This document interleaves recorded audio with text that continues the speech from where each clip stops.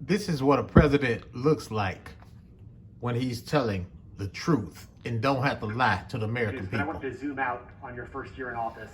Inflation is up. Your signature domestic legislation is stalled in Congress. In a few hours from now, the Senate, an effort in the Senate to deal with voting rights and voting reform legislation is going to fail.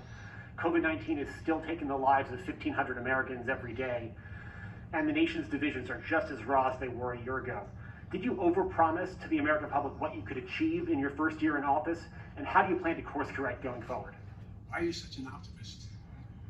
Look, I didn't overpromise, and what I have probably outperformed what anybody thought would happen. The fact of the matter is that we're in a situation where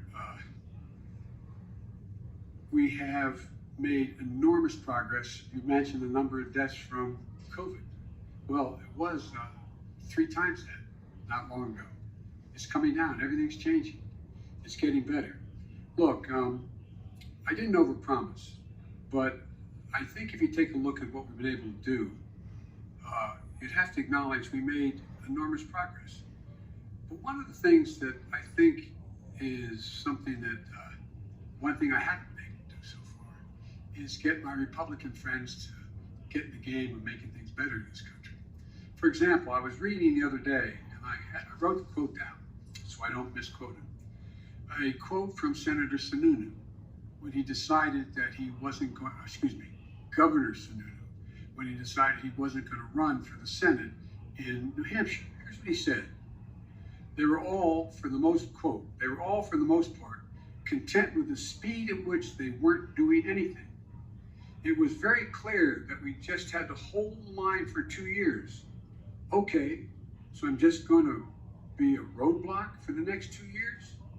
That's not what I do, Sununu said. He went on to say it bothered me that they were okay with that.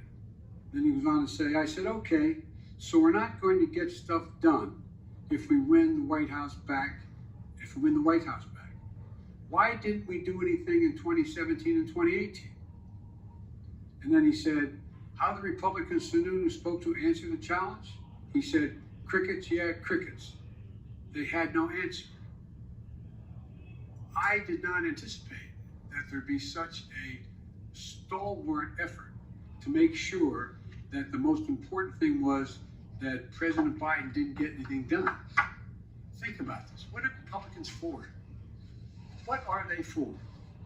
Name me one thing they're for. And so the problem here is that I think what I have to do in the change in tactic, if you will, I have to make clear to the American people what we are for. We've passed a lot.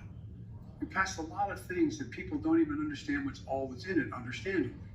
Remember when we passed the Affordable Care Act and everybody thought that it really was getting pummeled and beaten, and it wasn't until after we're out of office and that next campaign, when that off-year campaign, and I wasn't in office anymore, went a whole bunch of districts campaigning for Democrats and Republican districts who said they wanted to do away with health care, with Obamacare. And I started pointing out that if you did that, pre-existing conditions would no longer be covered. And they said, huh? We didn't know that. We didn't know that. And guess what? We won over 38 seats because we had explained to the people exactly what, in fact, had passed. Now, one of the things that I remember saying, and I'll end this, I remember saying to President Obama when he passed the Affordable Care Act, I said, you ought to take a victory. Wow. And he said, there's what it looks like don't have time to take a victory. When a real president no one knew what the detail of the is in office. Was. They don't know a lot of the detail of what taking accountability the difference is for I'm everything. Out on the road a lot, making the case around the country. Not lies. With my colleagues who are up for re-election and others, making the case of what President we did do, Joe Biden, and what we want to do, what we need. Not any lies. And so I don't think I've overpromised at all, and I'm going to stay on this track. There you go. One of the things that I remember, and I'll end this with, I was talking with, Jim Clyburn, who was a great help to me in the campaign in South Carolina.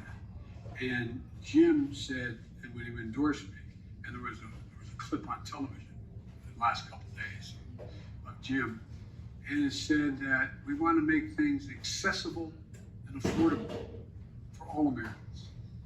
That's healthcare. That's education. That's prescription drugs. That's making sure you have access to all the things that everybody else has. We can afford to do that. We can't afford not to do it. So I tell my Republican friends, here I come. This is going to be about what are you for?